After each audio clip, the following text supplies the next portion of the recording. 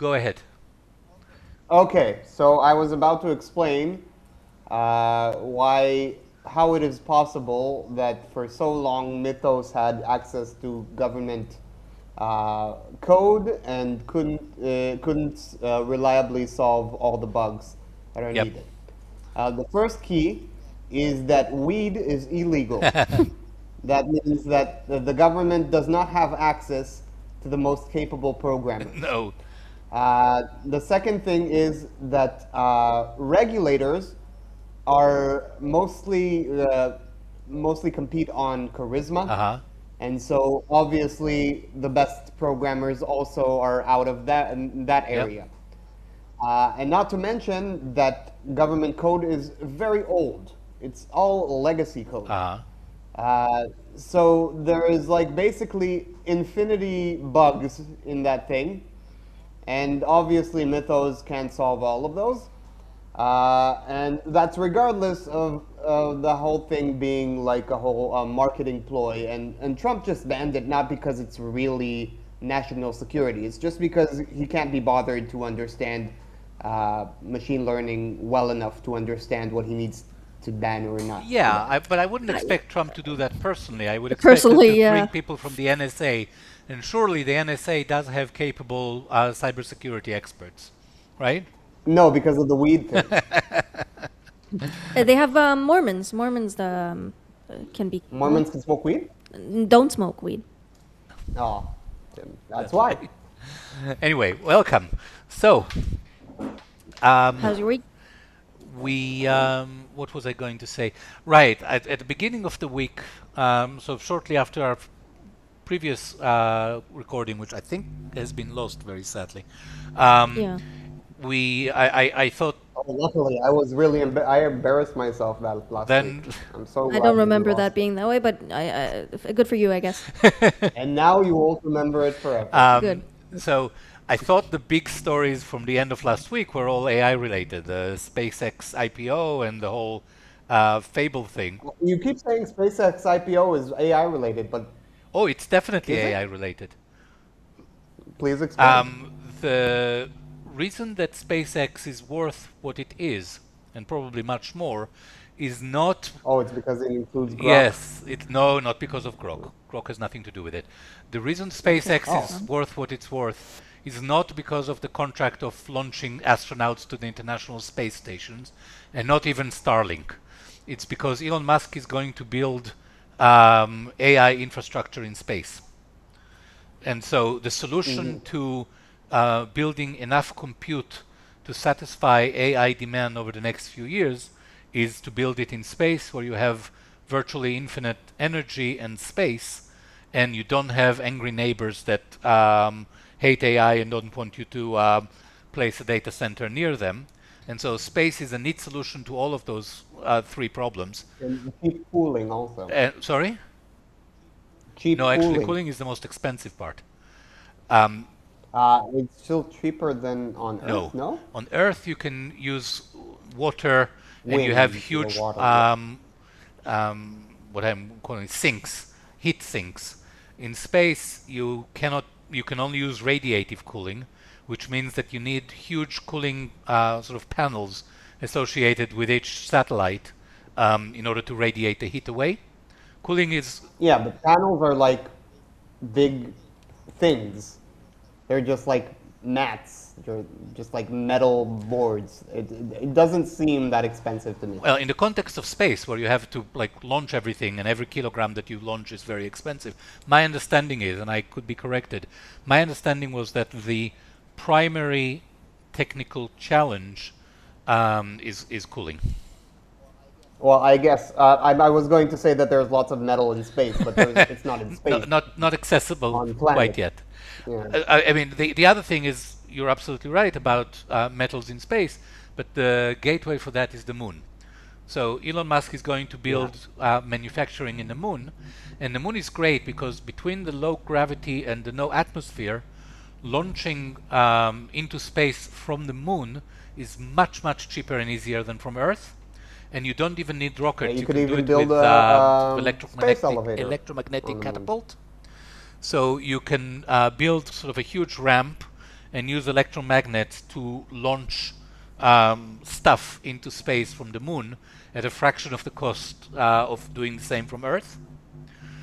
So if you need mass, like obviously building a, I don't know, a chip manufacturing facility on the moon is very expensive and unnecessary because chips are light. But if you want panels or if you want shielding, just stupid mass, then the moon is an excellent place from which to launch stupid mass into space. And so I think what gives SpaceX a virtually infinite potential value is that Elon Musk is going to bootstrap the Dyson swarm from using SpaceX. And so it is very much AI related, but not because of Grok, but because Elon is going to supply, as he already did with the Colossus 1 and Colossus 2, he's going to provide AI compute to OpenAI and Anthropic and anybody else. Yeah, makes sense.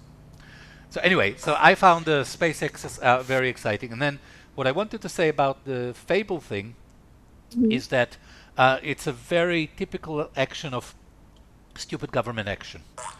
And the reason it's stupid, it's actually, I'm going to draw an analogy to the Iran war that just occurred to me.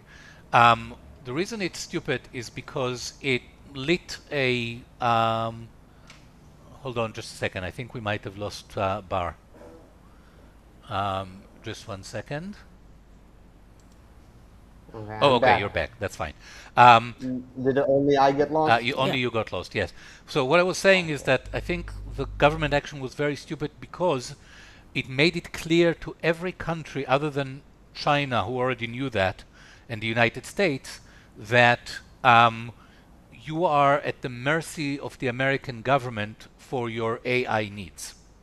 And if that is the case, or if you rely on Anthropic and OpenAI and Gemini, you are at the mercy of the American government for your AI needs. And in I mean, that was always true. Yes. I mean, you sure, but you can be in the mercy of the Chinese government, which is the only thing worse than being at the mercy of the American government. Wrong, because the Chinese models are open. So you can host a Chinese open weight model on your computer at home and you're not reliant on the Chinese government. Yeah. I, I mean, if there isn't a backdoor, that like No, open source Supposing. models. You have open source models where you can explore the source and make sure that there's no backdoor. That's no, but you can't explore the parameters. You can't explore the parameters. That's true.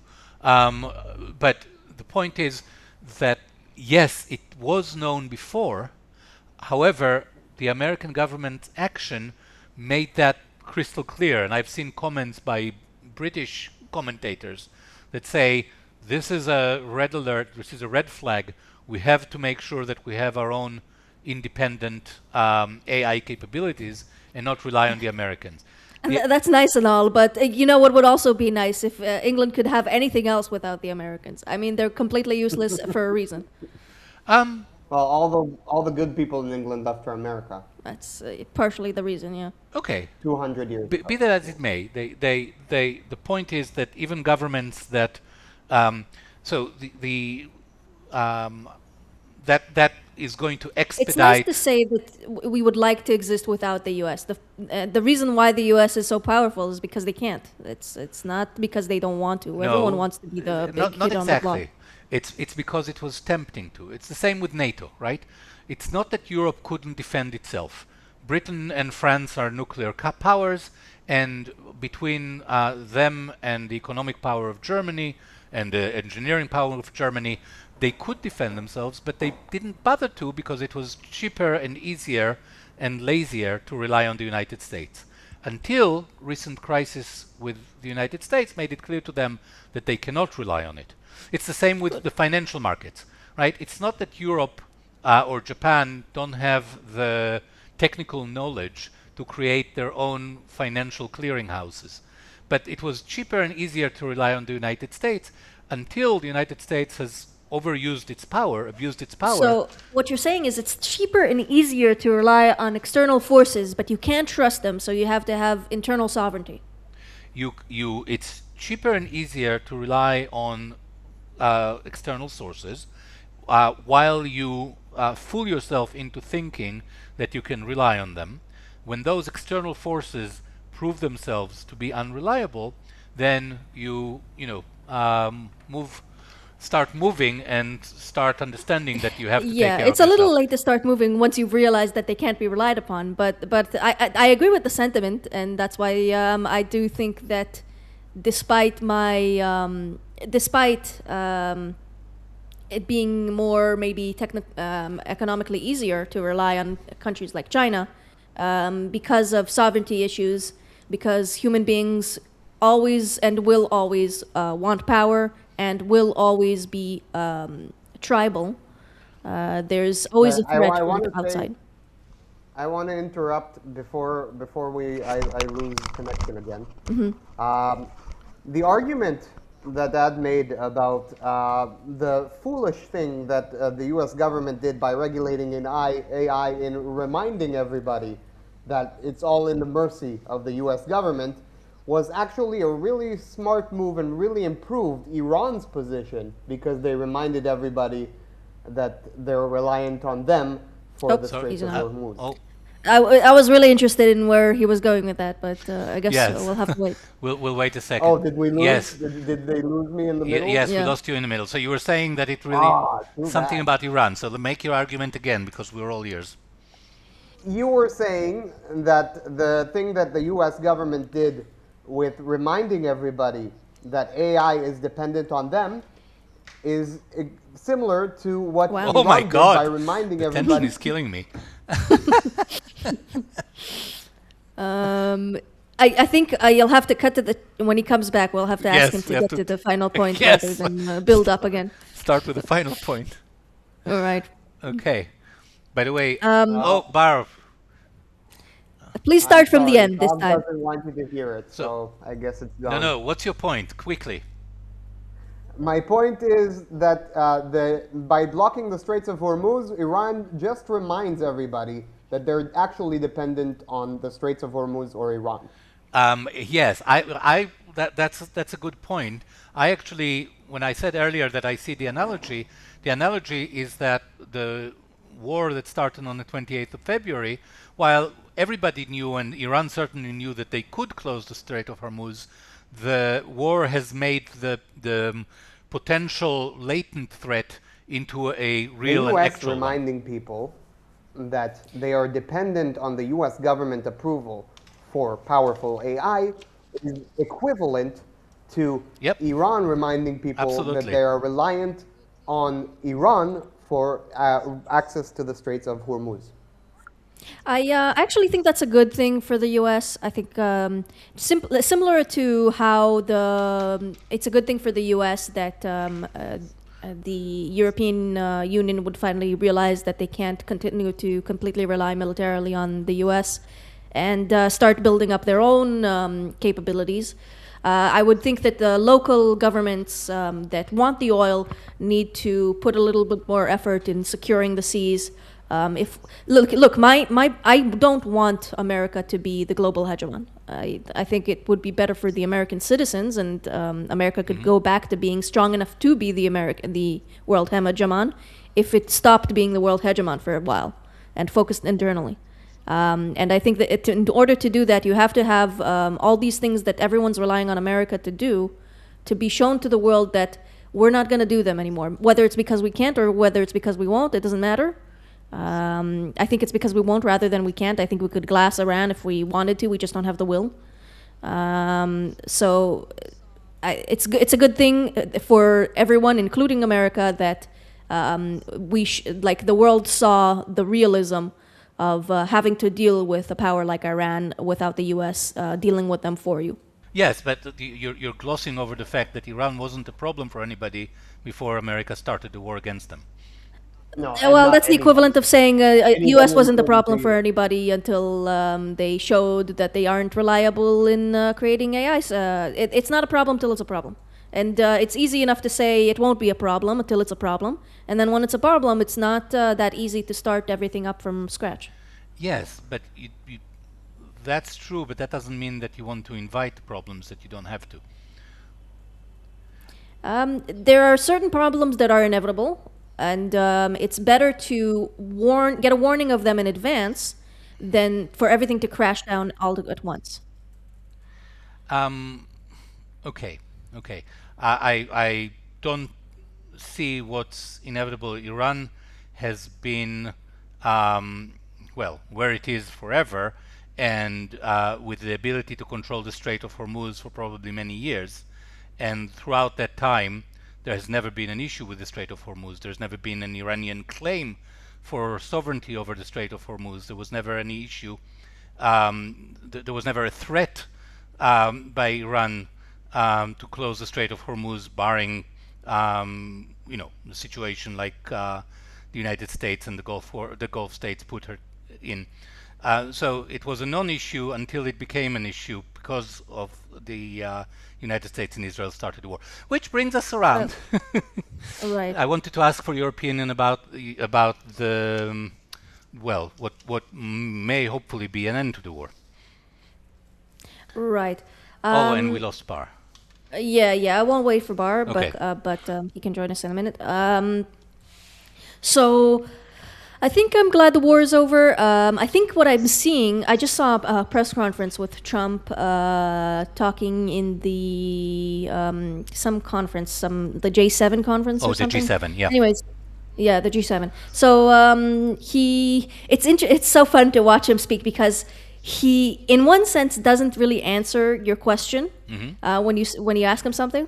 Yep. But he gives out so much information, like just by making statements here and there. Yes. That so it's really really fun to try to figure out what he's saying. Yes.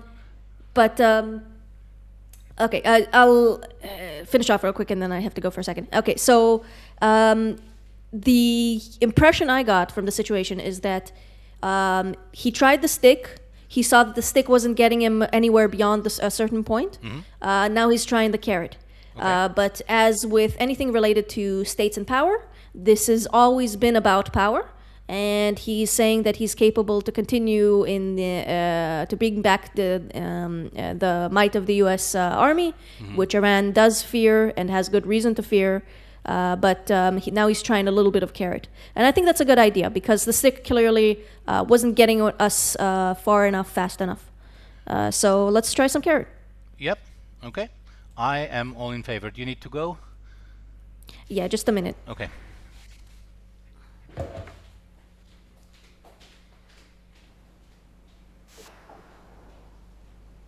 Hello.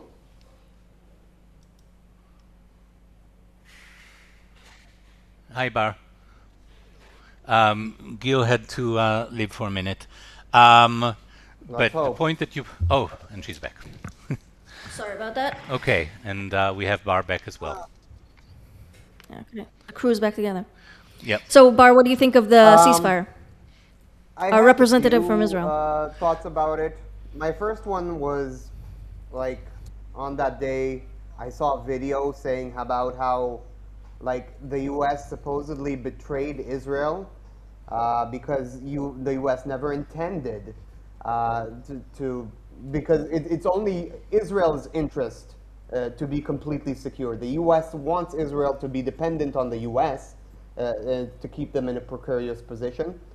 But then I saw another argument, which I think is more likely, that Trump gave Israel the chance to collapse the regime. They didn't do it in time, and now we're on our own.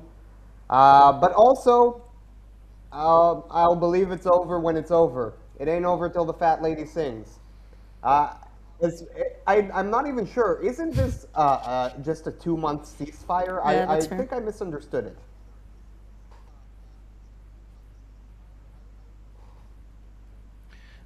Well, it's a memorandum of understanding that governs a 2 months negotiating process.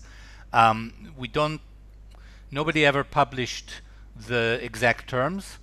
So I don't know how it refers to, for instance, to the question of extension.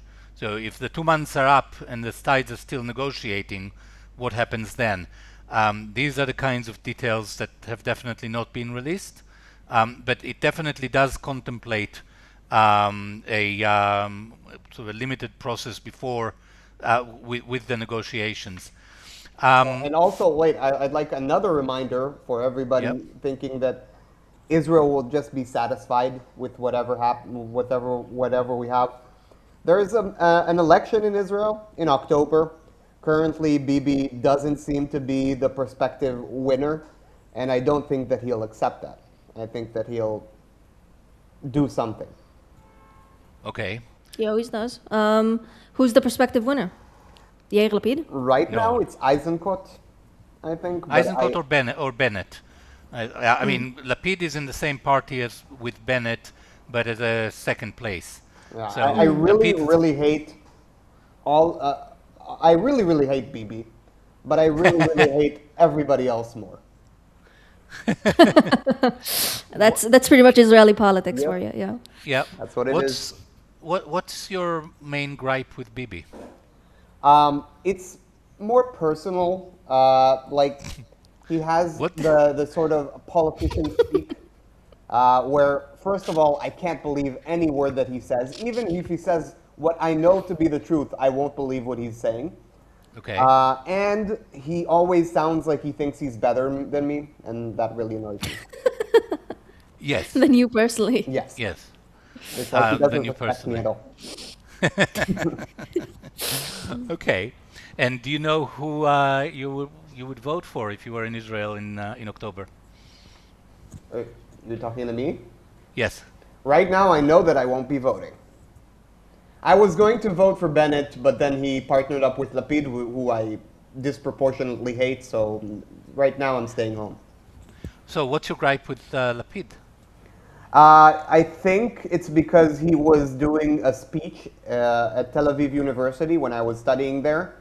And Uh-huh. I think I got a chance to ask him a question explaining the economics of trying to do his economic deal. He was trying to subsidize new homes for younger couples. And I sort of explained very detailedly why that wouldn't work.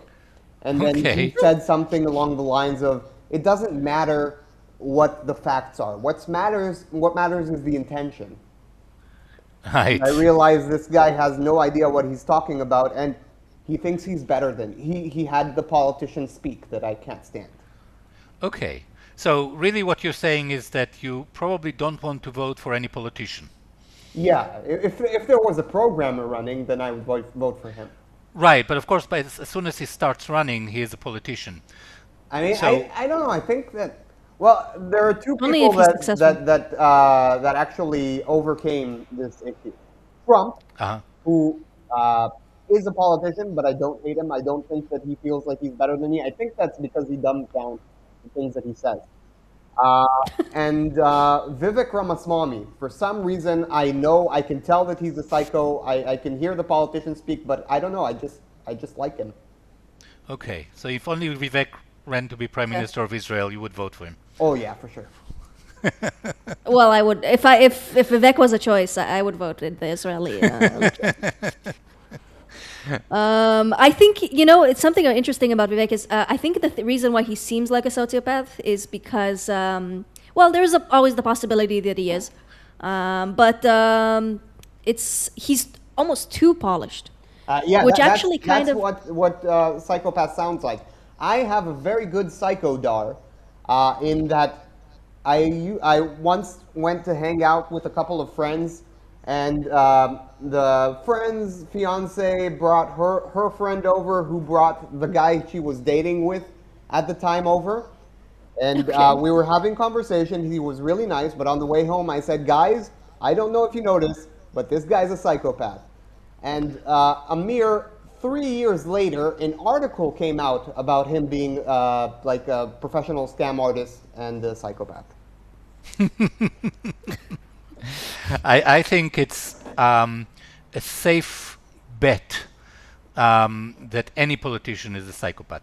pretty safe. It's not. I'm not saying all politicians are. I'm just saying I would take those odds every time. Yeah, I don't think that Ron Paul is.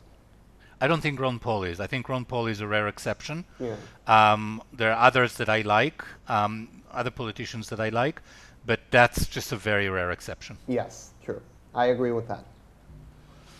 Of course, my favorite, Newsom. Nus- He's the exception. The most trustworthy of politicians. Right. I heard weird things about what's going on in the Los Angeles mayoral race. Oh yeah. How they cheated. Well, of course they. First of all, of course they did. Second of all, is it cheating if it's legal? Yeah. Yes. All right, let's talk about that. If we legalize They- cheating, is cheating still cheating? Yeah. Exactly. Well, in the spirit of the race, they cheated, sure. But in the spirit, like in the letter of the law, I don't know if they did. Depends on how you define Yes, cheating. I think think- that it was unfair. Well, everything's I mean, Yes. Isn't every election unfair technically? I mean, because like money gets you so far, and the PACs run everything, and all the regular complaints. Yes, I think fairness is not the standard. I'm not quite sure what is. The particular claim is ballot harvesting. California sends a ballot to every registered resident, or every resident. I'm not even sure if it's registered voters or every resident. And then on paper, you're supposed to compare the signature, which the standard for the comparison matching is not very high. But you can, in order to allow people who can't write their own name to vote, the law allows people to just put an X and somebody else signs as a witness. So you can have a single person witness hundreds of X's of absentee ballots that they collected from people's mailboxes and submitted on their behalf. So that's my understanding is that that's how loose California election laws are, and that opens the door. Now the law might say that you're allowed to collect ballots, but you're not supposed to fill them yourself. So in a sense, if somebody did fill it themselves, it would have been an illegal cheat. But the law is basically based on the honor system. So we're not going to check, right? We'll just take your word for it. Also, like Curtis Yarvin mentioned how they cheated fair and square. Yeah. Yeah, that's one of the better ones. I think I heard a good metric for what would be a reasonable. So no matter what platform or methodology you use for elections, it would always favor some sort of demographic or another. But I heard a good argument that the metric we should be trying to weigh the scales towards is whether or not the citizenry feel as though they have sovereignty, whether or not they have a say. And certainly if people constantly think that no matter what they vote, there will be some shenanigans with ballot harvesting, that certainly doesn't allow them to feel as though they have a say. And that can cause civil unrest in a very dangerous way. So what you're saying is that the most important thing about democratic elections is the appearance of democratic elections. Exactly. Rather than the substance. I think that's a good point. I mean, what my favorite attitude towards democracy is that the only good thing about democracy is that it allows for the peaceful transfer of power. Yes. And whether so cheating can take you to a certain degree. So let's say there's like a margin of error. In theory, you win with 50.01% of the vote, but cheating and randomness and so on gives a 10% margin of error, which means that you might win even if you only had 41% support. But if you have 30% support, then you're not going to win even with a reasonable amount of cheating. Right? Yeah, so too big to rig. Too big to rig, exactly. And I think that means that it doesn't really matter whether you accurately capture every last vote. What's important is that you have the appearance of fairness, and in extreme dissatisfaction with the government can be peacefully removed. Bar, do you? Oh, he's not here. I guess. No, I am by chance here, but I missed most of that. Well, what do you think about the point where people feel as though they have sovereignty? Is that the metric by which we should be running elections? I don't know if there's anything to do about it, even if we say it is. I mean, what's there to do? Wait for the riots, I suppose. Yeah, I was like really shocked that this thing even happened. I guess it was just the Palisades fire that created like a crazy event that could allow for someone actually decent to be elected in California.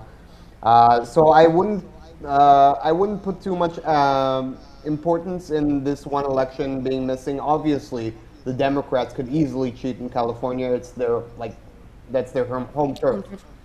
So I think just like push California into the ocean, enjoy Texas. Eject from the union. That's what I've been saying for the past few years. We should eject California from the union. Yeah. And by the way, I was right in my intuition that they do cost us more money than they bring in. Supposedly they bring in more money, but that's not true. Really? They just find loopholes to get more money from the federal. But they have Silicon Valley and Hollywood. Even Yes. still, they end up using more money. It's incredible the amount of money that they steal from the government, from The federal. homeless industrial complex. Well, it doesn't say everything. much about the current administration's competence if California manages to continue to steal. But Well, what they're I the was first ones to uncover the theft. So. I mean, it's funny to give credit to to take credit away from Trump for trying to appease the leftists. Like you're going to take credit from Trump for losing the Iran to trying to appease the peaceniks. sorry, I didn't get that. Did you understand? Okay. I think I got it. No. He's trying to be Trump doesn't political. get credit either way, is what you're saying. He's trying to play along with other factions where like he has to share power with, and then we're blaming him for when he tries to appease some other aspect of his voting base. Yeah, I don't like the taco thing. I think that's just people are like really powered by ego, and they feel like they want to get one over on Trump because he's kind of a frustrating person, I guess. Right. So they end up acting really stupid and taunting him for no reason. If you want peace, don't taunt the guy who can give you peace. Yeah, though the one thing No. that with Trump is you have to really brown nose him. That's the way it works. And since it didn't work the first time, like they frustrated him already, so now it's too late. So they're just going never all the too way late with because Trump. usually like pressuring someone would like have some effect, but with Trump it just makes him harder and harder. So I guess that's why they hate. That's one of the. Trump is like Christianity. It's never too late to repent. That's true. Trump is a very forgiving person. As long If as you we're repent, doing some heresy here, I was talking about how deeply I want to get rid of Bibi, just so he could like take away all the sins of Israel, and give us all. yes, yes, that's an excellent suppose. point. He can be the scapegoat. Exactly. I don't think he would be. I don't think people hate Israel because of the politics. I think people hate Israel because they need a scapegoat for their own issues, and that's an easy one. No. Well, we'll see. I think Israel. I think there are a lot of people that would love to support Israel. Bibi and his government make it very difficult for them to do that, and consequently, as soon as Bibi is gone, they will use that as an excuse to express their support to Israel, even though Israel's policies are not going to materially change. Yes. But Israel will change. Israeli politicians will change the way they express themselves. You're not going to have a Ben Gvir that appeals to his base and doesn't give a damn about how what he says sounds or looks Hopefully, in the world. let's not jinx it, okay? First of all, In my experience, in my years of life, and my personal life experience, Bibi Yeah. will win, as he always has and he always will. it's what he Bibi does. Bibi Lanetzach. Is that what they say? Bibi Lanetzach? Is that King the Bibi. phrasing of it?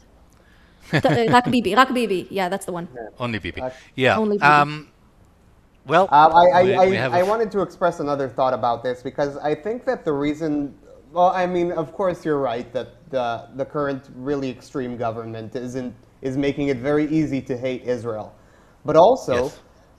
what Europe, the lessons that Europe took from the last civilizational cycle, like what they did in the world wars, is you can't be strong. Being strong is bad. And Israel showing them exactly, like reminding them why you need to be strong and the fact that you can still have some like civilizational virility and be proud of yourself and not ashamed of your culture, reminds them of everything that they're not. That applies only to Europe, but Arabs have their own reason to hate Israel, and the United States is just like a concerted campaign, I think. Well, go ahead, Dad.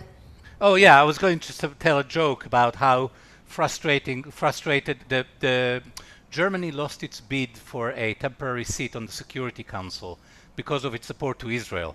And the joke went that the Germans are saying in frustration, and insert a German accent here for maximum effect. I can't do it, but German says, you can't please anybody. You genocide the Jews and everybody's upset with you. You help the Jews genocide somebody else and everybody's upset with you. You can't get anything right. Or you save them from genocide. I feel that. The pro is the only way to say it. All right. I will say that I agree with you that there are the middle ground people who want to like Israel, but are falling for the anti-Israel propaganda, and the anti-Israel propaganda won't be as strong if there's not an active war going on. So in that sense, they will be willing to get back into Israel's arms after they get rid of the guy who symbolizes the actions, even though everyone supports him in those actions. Yeah, So I true. agree that there's a big faction of people who are tentatively hating Israel currently, and don't necessarily want to be continuously hating Israel. I also want to and add they that will flip. I heard people say that they believe that Israel has a right to exist, but God forbid they're not a Zionist. So basically, that's just become a dirty word, and I think that Yeah. that Israel hate is just like part of the current hysteria that will pass, Yeah. just like woke did. But unfortunately, it takes 9 years, and we'll need to survive those 9 years for us to get away from it. I don't know. Do you think it's legitimate to when you say Israel has a right to exist? Does the Islamic Republic of Iran have a right to Yes. exist? Every country that exists has a right to exist. I Right. think that it's not true. I think that people have a right to sovereignty. Okay, I as a Jew have a right to not be ruled by non-Jews. I also have a right to not be ruled by Sorry, Jews. But that's just an extension of my right to not be ruled by non-Jews. And in the same way, I think that Iranians have the right to not live under occupation. But unfortunately, I do believe that the Islamic IRGC. Republic is an occupation on the Iranian people who don't want them. So they don't have a right to right. exist. But no, I'm a little confused though.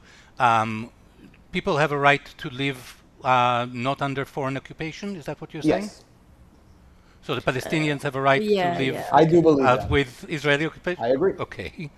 Okay. And in order to now, rights are usually something that you're allowed to use force to enforce, Yes. right? You're allowed to use force in order to claim your rights. So the Palestinians are within their rights to resist Israeli occupation. Yes. Resist, but not, Yeah, but they're terrorize. terrorists. The definition don't of have a right terrorism, to I believe, is terrorism. attacking innocent civilians in order to achieve political goals. If- So I Okay. think that's morally wrong. If they- I think you should attack politicians, specific politicians, and maybe soldiers, of an enemy force. Okay. But I think there's actually tactically better ways to achieve their freedom, and they're just being stupid and bitter about it. Yes, yes. I'm not going to argue that, but I'm very pleased. So we're all agreed that the Palestinians have a right to armed resistance in order to free themselves from Israeli occupation, but they don't have a right to kill civilians or innocents in the process. Yes, in the but also, process is like, different. They You change do the have a phrasing there. responsibility to do what works. They can't just not. But that's right. So it's not prudent. The prudence is the value that Well, says at what point does incompetency become immoral?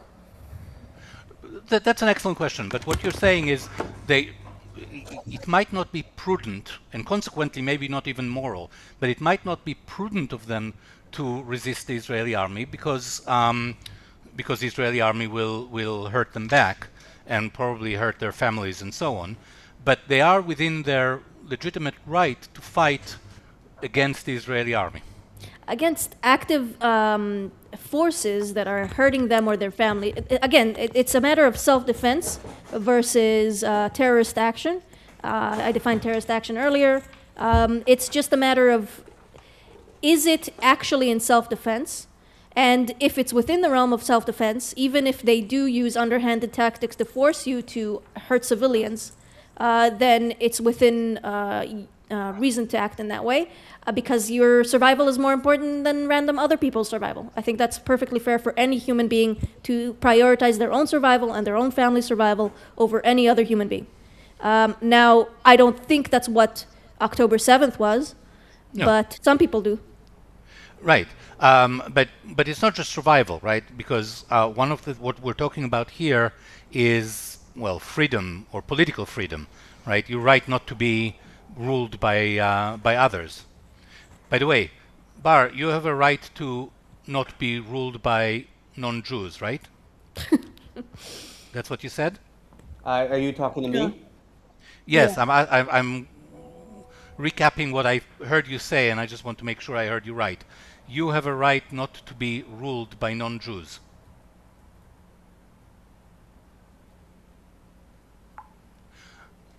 We might have lost Bar. If in case we did, Gil, I wanted to pose you the question. Sure. Do you have the right to be ruled by non-Jews? To not be ruled by non-Jews? I mean, what the look right? all I hate that terminology. I mean, Okay. do I have the right? Who gives me rights? I guess. I mean, it's Nobody as a gives you natural right, right. I suppose I Yes. don't necessarily need to have anyone like to be at the whim of any one individual or entity. I suppose it's so silly. I mean, Okay. I'm at the mercy of reality, always. Yes, I agree. I think Bar expressed himself earlier by saying that he has a right not to be ruled By by non-Jews. non-Jews. Right. I agree Is with God a you Jew? that from is God a Definitely. Jew? Well, Well, are you Christian, Bar? Because that's quite a Christian statement there. I mean, just because the Christian God is also a Jew doesn't mean that God isn't a Jew, and that doesn't make me Christian. I don't know. He's Well, God also is Muslim, God. by the way. Well, I'm technically So not, but okay. so in a sense, all you have to do is become a devout Christian, and you're ruled by God, who is a Jew. So all your concern about being ruled by non-Jews is over. That Right, kind of right. doesn't that kind of hurt the Christian anti-Jewish people? I mean, What? I think isn't that a contradictory position to hold if you consider the fact that they are in fact willing to be ruled by a specific Jew, but for some Oh, reason it bothers them when the rest of the Jews rule them. Well, they're going to be willing to be ruled by God, whatever God's religion is. But and they're Christians welcome Jews as long as Jews accept Submit. Jesus as their Lord and Savior, and it's never too late. That's true. That's actually part of their charm. That's Yes. why they're capable of spreading so far and wide. They Yes. don't collect And- enemies forever. And to be fair, same is true with Muslims. You're always welcome to convert to Islam, and as long as you convert to the right kind of Islam, you'd be welcome. I don't know as much about Islam to say I agree with that. From my understanding, you would still be a dhimmi. Wouldn't you still be a second-class citizen or something? Not if you No, convert. not as a Muslim. Not if you convert. If you're welcome. Muslims have always traditionally welcomed non-Muslims, people of the book, so Christians and Jews, to live within Muslim countries. There is a Jewish community in Iran, for instance, and there have been Jewish communities for hundreds of years in Muslim countries, but as second-class citizens, as you said. However, once you convert, you convert. Muslims are not racists. They're just, They are racist. religious fanatics. They're religionists. Yeah, I mean, Muslims aren't religionists, that's racist. Arabs are racist. Yeah. I just want to mention, I'm not sure it's related. I just missed most of that. But I heard an interview with Lucas Cage. Do you guys know who that is? Oh, now we'll never know what you heard. No, we'll never find out. Okay, going kind of back to a different point in our conversation. What do you Yes. think will be is there a breaking point, and what will it be for California? Oh, breaking point. I don't know. Is California going to go bankrupt? By the way, I was going to say if California breaks out, then the United States might be denied access to AI. Because all the AI, No, major AI labs Austin's are the in new California. Austin's the new Silicon Valley. Yeah, Austin is coming. I think that what happens to California is what happened to Detroit. Except I heard somewhere that like 14% of the world's economy is in California. Like a huge number. By the time you add up the value of Apple, Google, Anthropic, OpenAI, Nvidia, not to mention all the media companies that are based in Los Angeles, then there are lots and lots and lots of trillions of dollars of value that reside in California. Yeah, but the trillionaire what is in Texas. Value exists is the people, and the people will escape as soon as they are in that sinking ship without the U.S. And all the federal AI stuff is overvalued. I mean, not all. No, it's Well, undervalued. for the near future, it's overvalued. Well, value is always in equities, in stocks, right? You always value to the indefinite future, properly discounted.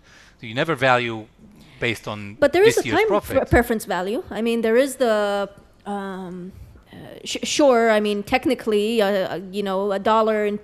If you gain $1 in 20 years, then it was all worth it, I guess. But not. No, you discount. Consider the That's why I say alternative. properly discounted. So you Yeah, okay. discount future dollars to the present, but you take into account all future dollars. You discount because of interest rates, but you also discount because of uncertainty and risk, right? So that's why, obviously, otherwise every company would be worth infinite because you think it might live forever. But with proper discounting, I think the AI labs are, and NVIDIA for that matter, are, if anything, undervalued rather than overvalued. The same with SpaceX, by the way. No, I get what you're saying, and I don't necessarily disagree for the long term, like, down the Yeah. line 10, 20 years. It's just that Well, there the- are going to be up and downs throughout, and you don't know who will survive and at what point of entry. It's like you held, if you listen to Peter Schiff, you're probably right in the long run, but there was a good 20 years there where holding gold gained you nothing and actually lost you a lot of value. Yes. People like Peter Schiff are always eventually right. It's just about, he predicted, what they say. He predicted 10 of the last 3 recessions. But with AI, and before you joined, Bar mentioned he spoke to my mom, your grandma. And last time I spoke to her, I spent most of the conversation talking about AI. And one of the points that I tried to make is that long term, she asked me what I think the world will be like in 50 years. And I started laughing. And the reason I started laughing is because I don't think we can really know what the world will be like in 20 years. In the same way that somebody living in 1900 could never have imagined the world of today. And I think pace accelerates, so the next 10 years we're going to see technological change and societal change that is equivalent to 100 years, to the last 100 years, right? So I think in the world of AI, 5 years is long term. Is basically what I'm trying to say. Okay, right? okay. That's a reasonable position. I will say that. Okay, so there are. You're saying in things like Nvidia or SpaceX are sure things, but there are a lot of these up and coming companies, and we just don't know who's going to win in the end. Kind of like a .com bubble situation, or. I'm sure there are AI-related startups that are high risk, that they get a lot of money because there's a lot of money that wants to invest in AI, and some of them will fail. There are companies like OpenAI, Anthropic, Google, obviously, and Nvidia and SpaceX that are major players in the AI game and are unlikely to fail anytime soon. So they have real value, and unlike the .com, I remember the .com well. Companies lived. It was what called vaporware, right? Companies raised a lot of money without having any revenue, let alone profit. However, OpenAI, Nvidia, and Anthropic, and obviously Google have a huge amount of revenue. These companies bring in tens of billions of dollars a year. It's not vaporware. They're not. They're also investing a lot. Yeah. That's true. Anthropic may or may not be profitable already, but the point is that their revenue, the value of their product, is proven. It's not hypothetical. It's not in the air. We know that the world is willing to pay tens and probably hundreds of billions of dollars to gain access to excellent AI that those companies produce. I'd like to dispute that. Okay. I think that though it is true that lots of people pay AI companies lots of money, a lot of that is just startups trying to be AI first so that they get some of the investment that everybody is throwing into AI. Yeah, I don't think startups have tens of billions of dollars to spend. I think the tens of billions of dollars that Anthropic is bringing in is coming mainly from established corporations.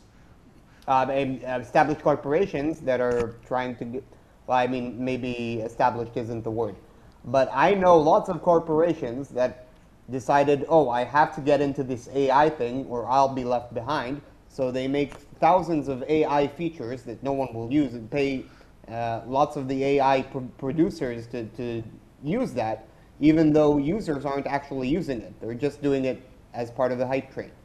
I take your point, and I understand that is based in part on experience, but I'm not talking about AI features. I'm talking about using AI so that your organization is much more productive, so that your employees are much more productive, so you can produce much more in much less time. The video I'm going to mention by now is 3 weeks old, so basically ancient history. But I mentioned that last time, where lots of people are just using AI as spend metrics to evaluate value, and that's incorrect. Okay. The companies ahead, that Gil. use AI are not the same as the companies who manufacture AI. So in things like Nvidia or Google or OpenAI, I get how they're very likely to continue to go up. What about a situation of like a general major depression, like greater than the Great Depression, because that's what is likely to happen considering the U.S.'s debt and everything, and maybe the dollar collapse. I mean, can they survive that? I think they can prevent that. So I think that, and I'm going to tie that to another video that I shared a few days ago about population collapse. I think the AI boom has a strong potential to avert the economic collapse of the United States and other debt-ridden countries. I think we're going to see dramatic productivity gains, and productivity gains are going to both make up for the US government debt and are also going to make up for the population implosion that is overtaking the civilized world. I shared a video that argued, and I think I might have heard that from one of you, that mobile phones can be blamed in part for the drop in reproduction rates in the Western world. Yeah, I said that. Yeah. Not just the Western world, in the world in general. And I found it reasonably persuasive, especially the statistics that said that the issue is not so much that mothers have fewer children, but that young people are less likely to form couples, and a lot of women don't have any children at all. Yeah, teen pregnancy has been demonized unfairly. Unfairly. Yeah. Well, it's better than the alternative, I guess. Yeah. Yes, and there are only so many children that Elon Musk can bring to the world. So far, I mean, don't discount his ingenuity. As we said, protein folding has been solved. I'm sure that we'll find a solution to that. Right. If soon. we're so He'll productive and we have automate so the much, process. robotics doing everything hypothetically, we don't even need to like the demographic collapse isn't as worrisome of an issue then, is it?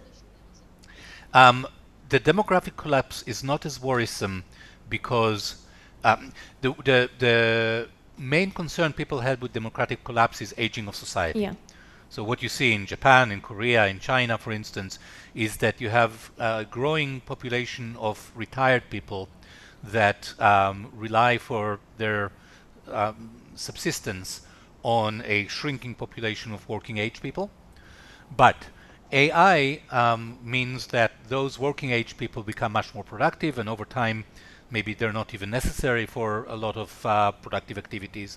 So robots make up for the missing children, basically. Yeah. I can't wait for the Charlottesville against robots. Yeah. I was going to say earlier that that is the Trump bet, what you mentioned about growing your way out of the debt. Yes. And I would like that to be true. I mean, that would be really nice. I don't know if, well, I don't know if there's ever enough money and wealth and value that can be created that you can't find a government to waste it. Okay, let me say something heretical. Okay. Well, actually, I'm going to say two heretical things. One is something that only I view as heretical, and something that all three of us would. I think AI changes the practical calculation. In theory, I'm still an anarcho-capitalist, but AI introduces changes to society that are so rapid that we don't have time to change the institutions. We are stuck with the institutions that we have at the moment, which means government, which means that the solution to the social problems that AI is likely to bring has to come from government, not because it's the best way, but because we just don't have time to change it.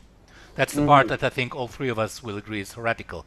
The part that only I view as heretical is that last time, or the time before, I challenged you to think of anything good that Trump has done for the country. And from my perspective, immigration is a minor issue. However, on second thought, and with the possible exception of the move on to ban Fable from last week, I think Trump welcoming and enabling rapid AI development, both directly by not regulating it and indirectly by deregulating energy, may in retrospect be an incredibly valuable contribution that he made to human civilization, and in retrospect might even overcome all the other the bads that I think he brought with him. So we don't have to disagree on the bads if we can agree on the good. Well, I'm glad you finally gave up the well-deserved credit. Yes, I think Trump deserves credit.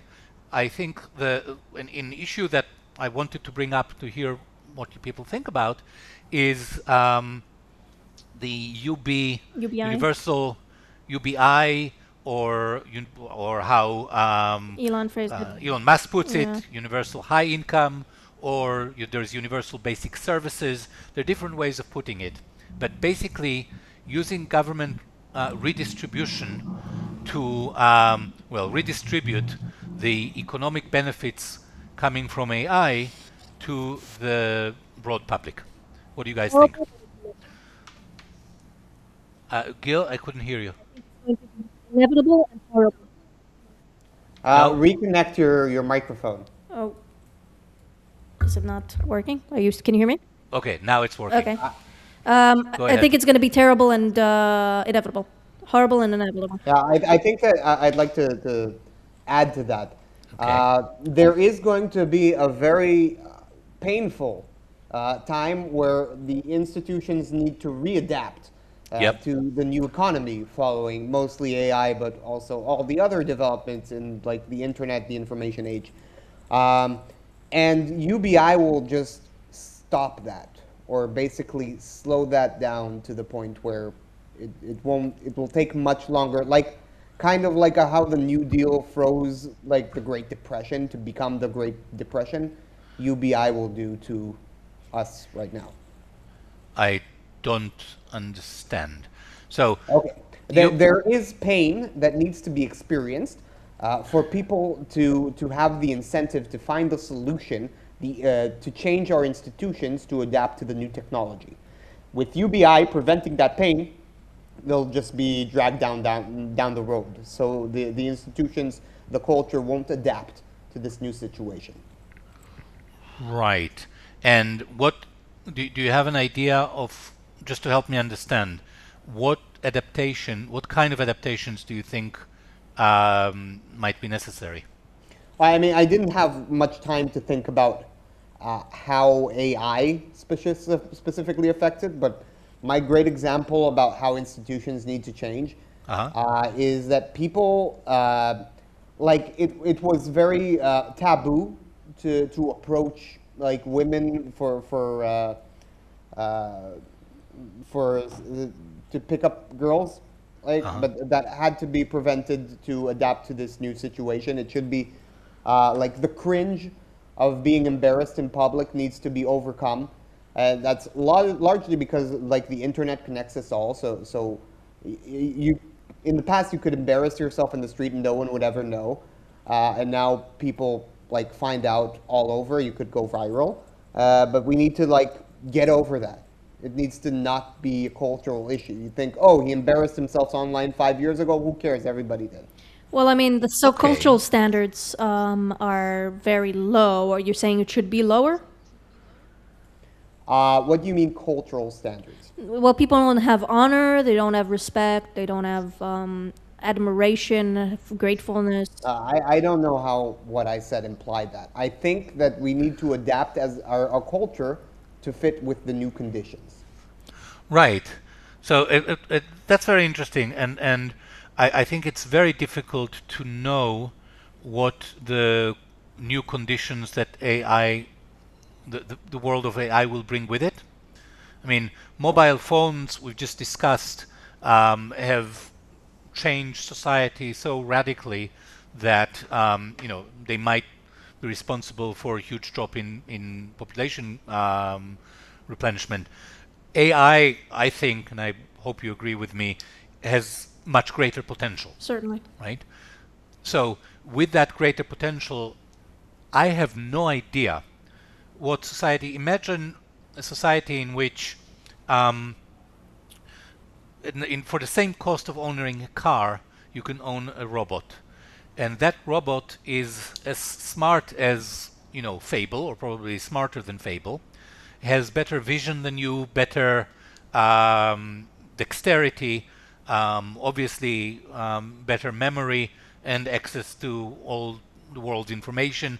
So that robot can do anything in your house. That's just about a domestic. I'm not even talking about the workplace. But you don't need a plumber, and you don't need somebody to iron your shirt or cook for you if you don't feel like it.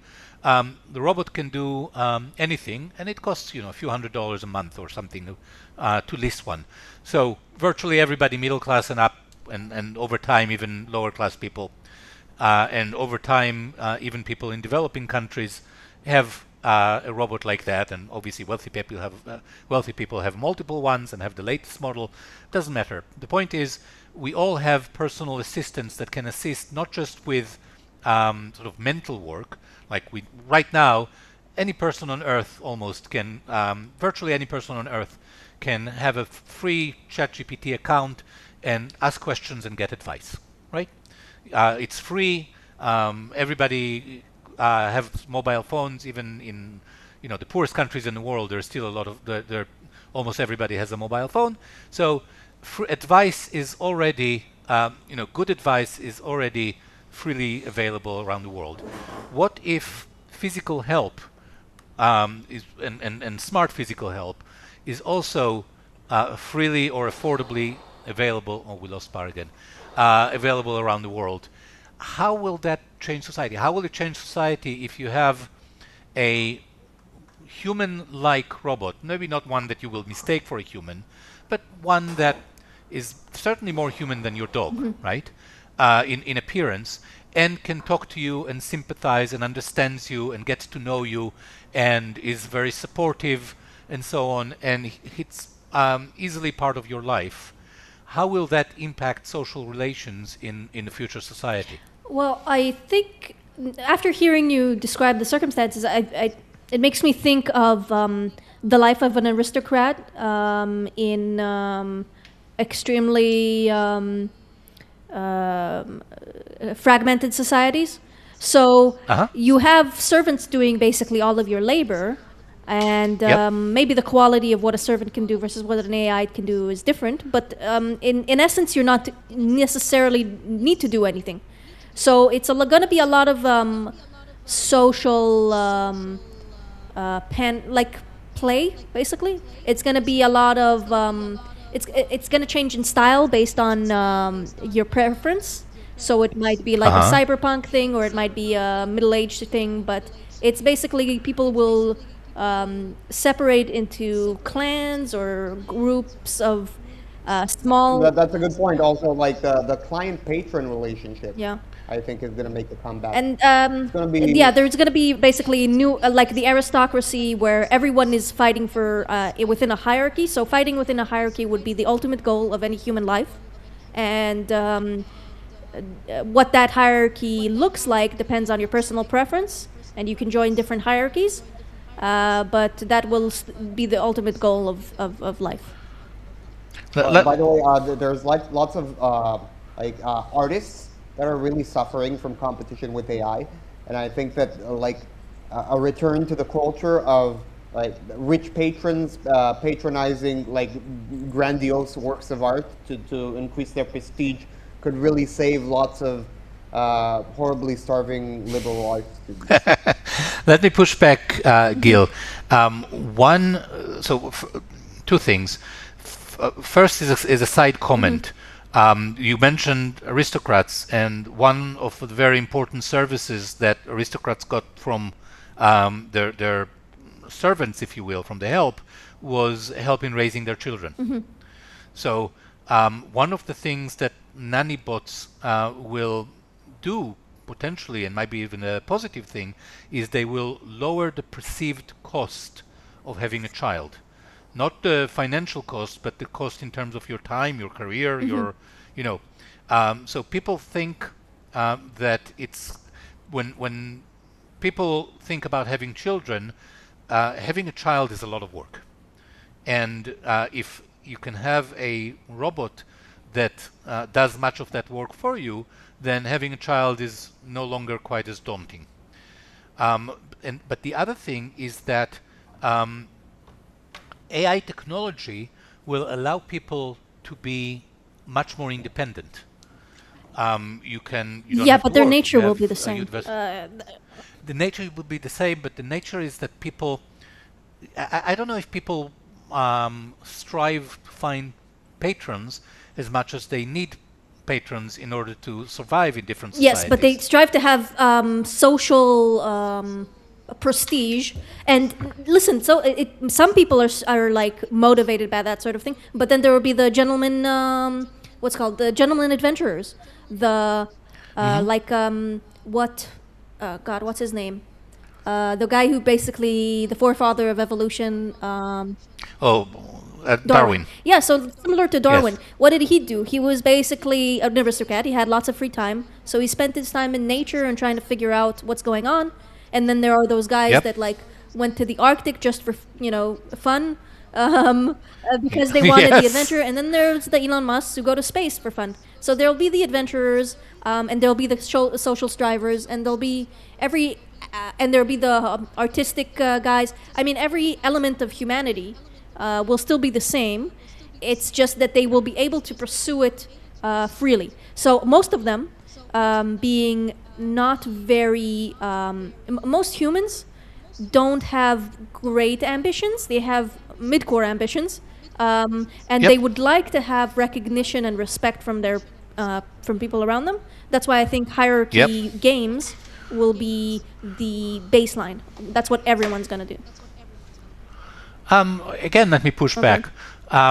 First, to the extent that there's going to be resemblance to aristocratic society, it will be interesting because we will all be aristocrats, and the help will be the Yes. robots.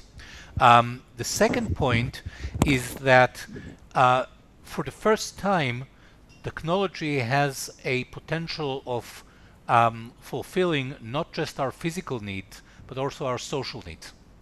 So people need approbation, for instance, to be valued and so on. But what if you get your approbation and your value from your robot I or from your don't AI? think you will be satisfied with that. I mean, I maybe it's hopeful thinking, but I just don't think it can ever be as good as the real thing. And sure, there might be like the people who just, the Soma people. They'll just be in a virtual reality or drugs or whatever sort of thing. But if so long as you interact with other human beings within reality, you will try to achieve one of these aristocratic goals. So social hierarchy, adventure, art. Okay, maybe you're right. I think that capitalism has the wonderful quality of providing people with what they want and are able to pay for. And to the extent that what people want are companionship, but also validation, and so on, I think AI is, for the first time, has the potential, gives capitalism the potential of giving everybody the kind of social sort of benefits that they strive for. Now, it's not going to be for everybody, and I completely agree with you, and we're going to have to start to wrap up, but I completely agree with you that some people are not going to be satisfied. One of the best, I've seen an analysis, there is a podcast slash YouTube channel called the AI Daily Brief that I highly recommend to both of you, because it's not a guy expressing his opinion, but he's doing deep analysis and basically gives a broad review of what different people say about an issue. So when he covers an issue, he quotes some people that say one thing and other people that say other thing, and so he gives you a very broad perspective. But he had a special episode about sort of post-AI labor markets. And he went over the kinds of occupations that where having a human will be valued. So one thing is having a human-made things is going to be a prestige thing, right? It's like, yes, I could have a robot serve me dinner, but if I'm really wealthy, I can have a person do that. Yeah, that's a right? status thing. Or I can, like handmade Yeah. stuff, right? Yes, anybody can have a mug that was made in a factory, but only wealthy people can have a handmade mug by a. So there is going to be sort of social prestige. There are going to be occupations where, or roles for which the human touch is going to be very important. Like, well, taking care of dogs, for instance, because I think dogs are going to be the last to fall for robots instead of humans. I think dogs will always prefer humans over robots. Hopefully. I think I could tell the difference between a human and a robot really well. Like I didn't fall for Obama. I also want to note two things that humans can do that AI can never do. Okay. and that is take responsibility and provide authenticity. You could have a great relationship with AI, but it won't be real. You have to have a human for it to be real. And AI can't take responsibility for something only people, like you can't say, oh, it's okay because this guy, if he fucks up, then we'll punish him. You can't punish AI. You can.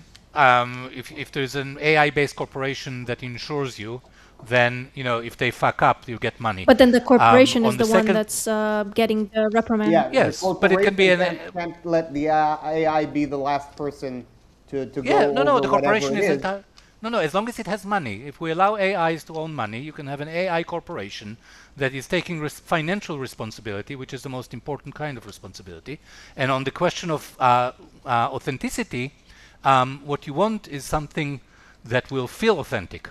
You know what they say about politicians, and with that I think I'll need to leave.